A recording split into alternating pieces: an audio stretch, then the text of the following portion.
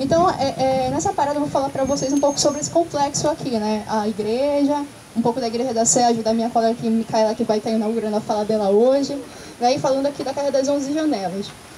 Então, assim, os fortes militares naquela época, no século XVII, juntamente com as igrejas, eles desempenharam um papel importante nessa questão de permitir, auxiliar no processo de expansão territorial, processo de dominação por parte da coroa portuguesa.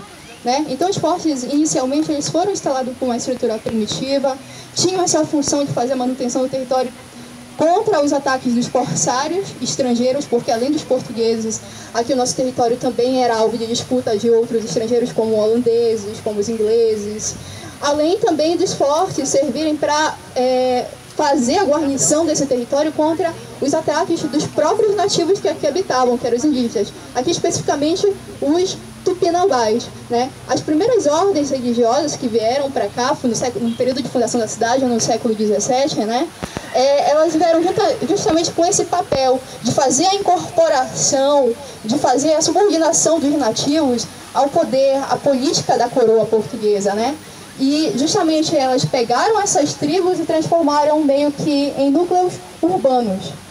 Dentre as primeiras ordens e irmandades religiosas que vieram para cá no século XVII, nós podemos citar os carmelitas, os franciscanos, os mercedários, os jesuítas. Aqui eu vou dar enfoque para os jesuítas porque eu pretendo falar aqui da Igreja de Santo Alexandre. A Igreja de Santo Alexandre foi construída no século XVII pela ordem missionária jesuítica. Inicialmente eles construíram com uma estrutura primitiva, igualmente ao forte, e ela já vem ganhar essa característica monumental a partir da primeira metade do século XVIII. Inicialmente ela foi construída com a ajuda dos indígenas, no século XVIII também, né? Hoje em dia nós ainda podemos perceber a estrutura dela, que é proveniente do estilo arquitetônico do barroco, característico da arquitetura italiana também. Então, assim, a igreja, a partir do século XVIII, ela vem ganhar essa característica monumental.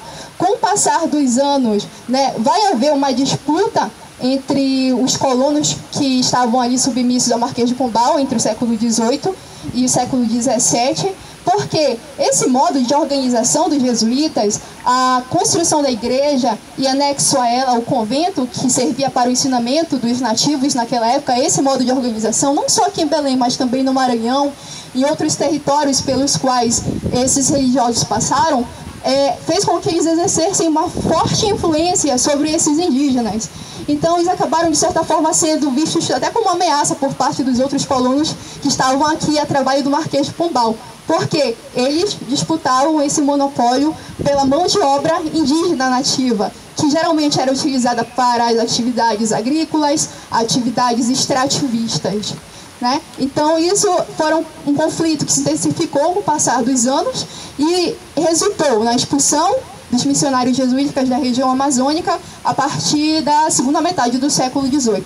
Posteriormente, a igreja passou por outras administrações, passou pela mão das outras irmandades, né? Serviu como palácio episcopal, parte da dependência do antigo convento de Santo Alexandre também serviu como armazém de armas, e assim sucessivamente. Naturalmente, com o passar dos anos, foi um espaço que foi ganhando novos usos. Já na década de 90, houve uma adaptação, começou a ser planejado um projeto para adaptação desse espaço aqui para uso museológico.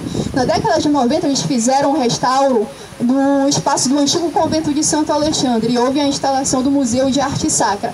Hoje, esse museu, a grande parte do acervo dele é constituído por peças, por obras, a maioria de cedro vermelho, que é uma madeira típica da nossa região e que foi talhada pelos próprios indígenas que auxiliaram na construção da igreja. Se vocês tiverem a oportunidade de visitar, vocês vão ver que são esculturas que diferem um pouco daquelas esculturas que nós encontramos em outras igrejas, que tem mais influências das características europeias, né? Aqui tem bastante escultura com traços indígenas, né, que reflete a mão de obra que foi empregada lá no século XVII e no século XVIII.